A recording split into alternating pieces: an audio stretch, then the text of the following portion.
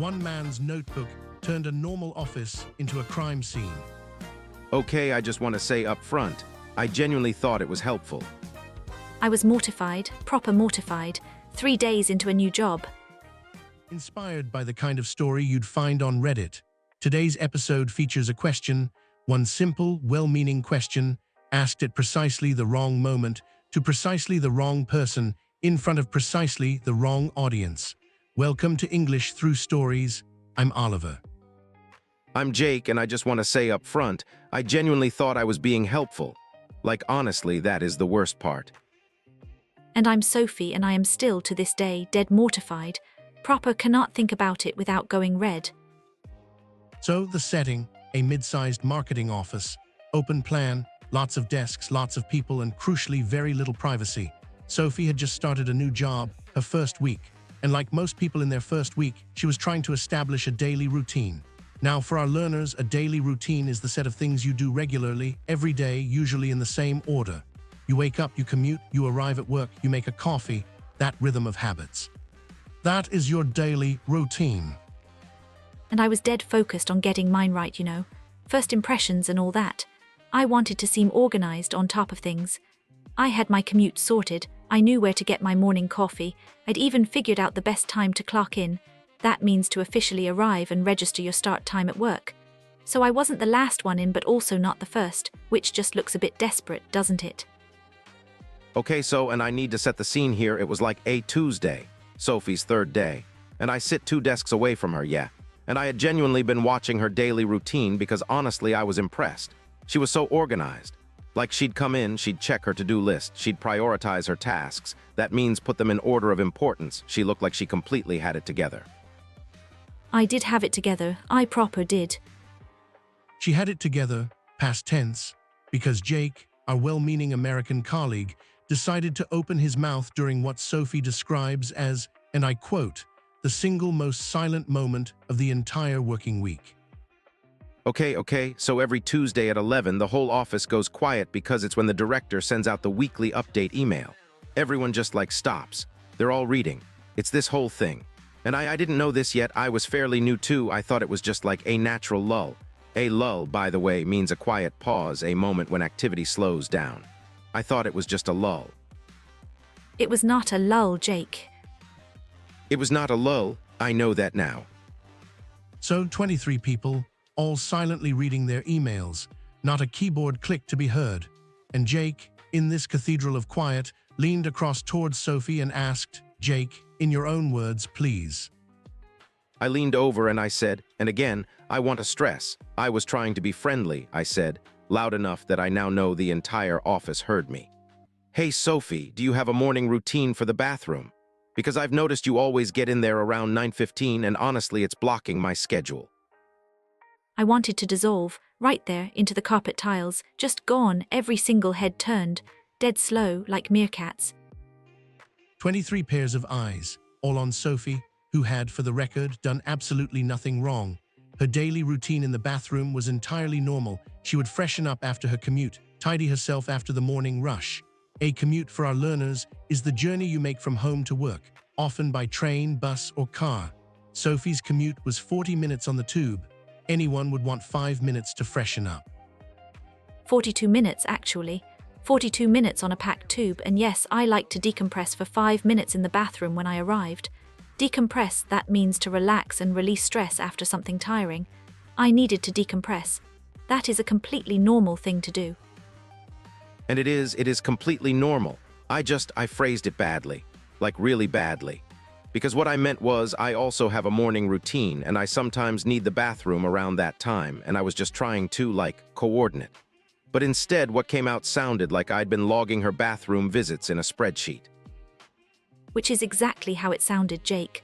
Exactly. Our manager, and she is a lovely woman, proper kind, turned around in her chair and just went, everything all right over there? And I had to go, yes, fine, thank you, while wanting to actually die. Now, here is where it gets worse. Because, and this is the detail that truly elevates this story, Jake did not stop. I panicked. When I panic, I talk more. It's a thing. So I went, and honestly, I can barely say this, I went. I've just been trying to figure out the office schedule, you know? Like who does what and when. I've been keeping track of everyone's daily routines just to help with workflow. And then I pulled out, oh God, I pulled out my notebook. He had a notebook, a physical handwritten notebook, with columns. It was a productivity system. I read about it online. You track your daily routines and the routines of your team to find overlap and inefficiency. It's a whole thing. But in that moment, in that silent office with everyone staring, I watched the color drain from Sophie's face and I thought, okay, this looks bad. Today's English word is routine. It means a regular set of actions you do in the same order, usually every day. And Jake had been absolutely, obsessively, catastrophically tracking everyone's routine in a notebook with columns. Someone from accounting literally stood up to look, stood up from his desk just to see what was happening, and I had to sit there like, I don't know this man. Even though I did. Even though we'd had a perfectly nice chat the day before about the best coffee shop near the office. In my defense, and I know I keep saying that and it keeps not working, I had also tracked my own daily routine in the notebook. Like it wasn't just Sophie. I had everyone's general patterns in there. When people tended to take breaks, when the kitchen was busiest, when was a good time to heat up lunch without the microwave being occupied. Jake, sweetheart, that makes it worse. For context on that last point, taking a lunch break is a key part of the office daily routine. Most people in a British office will eat around 12 to 1, and yes, microwave politics are a genuine source of workplace tension. But cataloging it in a notebook and announcing it during the sacred Tuesday email silence is, how shall I put this, not the done thing. So the manager, bless her, she walked over, looked at my notebook and just said very calmly, Jake, perhaps we could have a quick chat about boundaries. And I said, and this is the part I truly cannot forgive myself for, I said, oh great, I'll pencil you in. I've noticed you tend to wind down around 4:30. Wind down, by the way, means to gradually slow your activity at the end of the day to start relaxing before you finish. I said that to my manager. About her own wind down time, which I had observed and written down. Someone at the back of the office went, oh no, out loud. Audibly, just oh no, and honestly, same, that was exactly my feeling.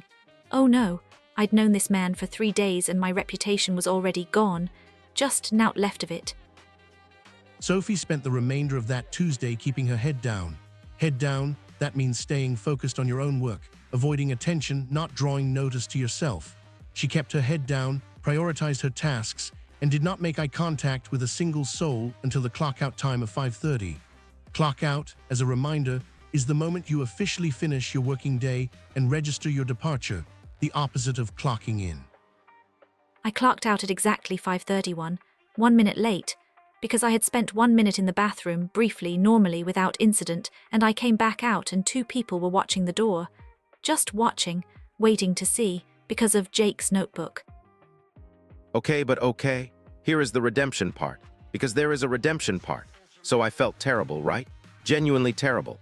So the next morning I came in early, which for me means I actually set an alarm because my natural morning routine involves a lot of snoozing the alarm. That means pressing the button to delay the alarm and get a few more minutes of sleep. I come in and I've made Sophie a coffee. Exactly how she has it. Because yes, I had noted that too, but this time I used it for good. He knew my coffee order. He'd written it down, in the notebook, and honestly, at that point I just had to laugh, proper full laugh, because what else do you do? He handed me this perfect coffee and I went, Jake, you are absolutely unhinged, but thank you. And she laughed, and then I laughed, and then Karen from accounting, wait, I'm not supposed to use other names. There was a colleague nearby who had witnessed the whole thing and she started laughing too, and honestly it kind of broke the tension. Like, the whole office had a bit of a moment and we all just moved on. They moved on. Jake retired the notebook, or at least claims to have done so. Sophie established her morning routine without further interrogation, and the Tuesday email silence was eventually restored to its former sanctity. The lesson? Perhaps keep your observations about colleagues' daily routines to yourself, or at minimum, wait until the director's email has been read. I am now, for the record, on perfectly good terms with Jake. He is a menace, but he's our menace. And his coffee order knowledge has come in dead useful at team meetings, I'll give him that. I've since learned that tracking other people's daily routines Their commute times, their clock-in habits, their bathroom windows, their wind-down patterns is not, in fact, a standard workplace productivity strategy. Apparently, you're just supposed to ask. Or not ask at all. Radical concept, and that is where we leave today's story. If that made you laugh or cringe, or both at the same time, which honestly is the goal, drop us a like. It helps more people find the channel. Follow us so you never miss another story like this one, and trust me, they do keep coming. Subscribe to English Through Stories, new episodes every single day. See you on the next one.